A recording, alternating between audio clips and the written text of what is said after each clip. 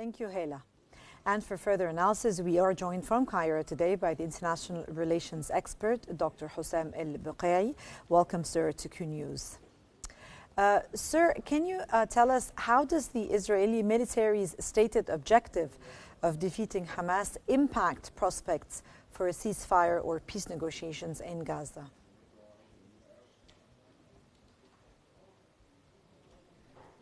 Of course, the Israeli Prime Minister doesn't know more tricks. He wants to always sabotage the intermediaries' trials to put an end to this conflict. Netanyahu knows that the key military figures and other key military figures know that the goal to eliminate the Hamas completely and it will take years to achieve. So, of course, the first row and second row leaders were martyred by the hands of the Israeli army. Also, after the blockade and the stoppage of the support which Hamas used to get, because of what happened in this war in the end of the 2024, the previous year. But Hamas was controlling the strip for 20 years. When they won the elections back in the day, so of course this stated objective is being stated to sabotage any trials done by the intermediaries to put an end or to try to push a ceasefire. Dr. Hussam, in what ways do you think could Israel's silence on the West Bank annexation plans reflect broader diplomatic calculations, particularly regarding relations with the U.S.?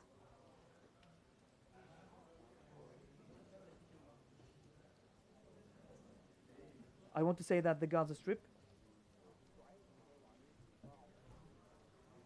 now the West Bank is suffering what Gaza has been suffering for years, and the international press and media is keen to know what happens in Gaza, the catastrophe, those who were martyred. We have now an estimate number of 65,000 who were martyred. But at the same time, and through the course of time, the West Bank also was suffering at the hands of the Israelis.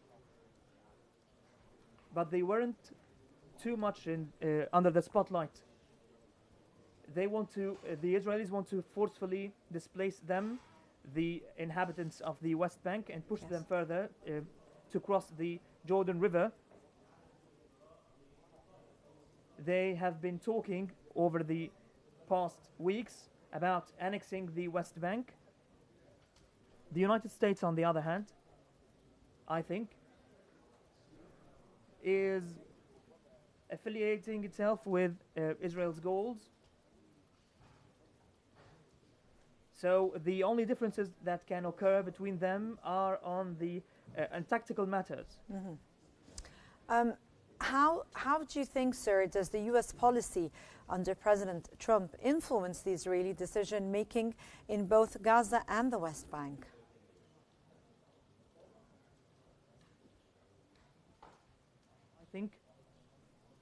I presume it's the contrary. It's Netanyahu who have a great understanding of Trump. Also, the experts of international relations have stated on how the American resolution is now being issued under Trump's administration. So Netanyahu knows how to appeal to Trump to make him align more with Israel's goals and objectives on the ground. They have been direct through the course of this war. So I presume that the Israeli objectives became in time the American objectives. And still the United States is still unable to put a stop and put an end to the war and the ongoing conflict, as you can see. Yep. Sir, in what ways does the existing veto arrangement within the UN Security Council, as the Egyptian Prime Minister was saying that there should be reform, how does this current veto system now affect efforts to resolve conflicts and maintain global security, especially in sensitive areas like the Middle East?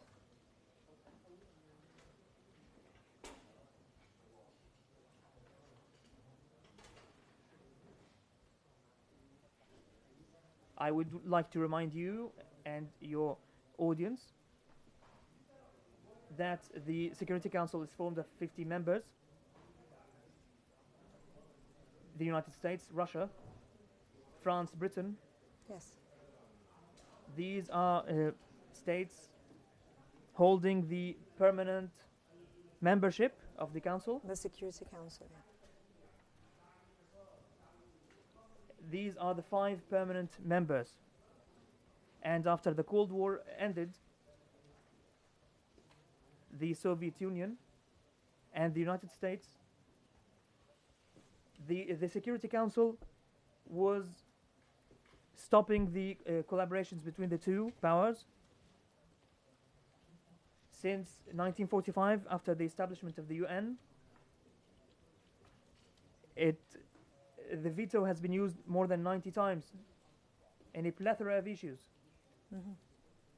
So all those cases or issues related to Israel, to prevent accountability, and since Israel was established on 1948, the Americans used the veto to prevent the Israeli officials from being held accountable or liable.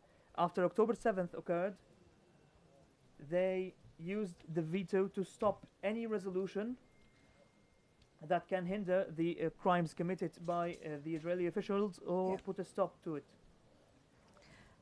But in your opinion, what do you think would be the key obstacles and maybe the geopolitical consequences involved in modifying and reforming the Security Council's veto system to either restrict or maybe redistribute the veto authority?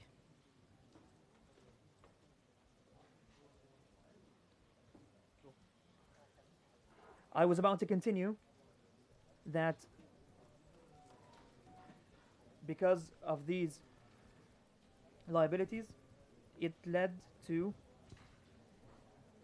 halt the capabilities of the Security Council in lots of the issues across the globe.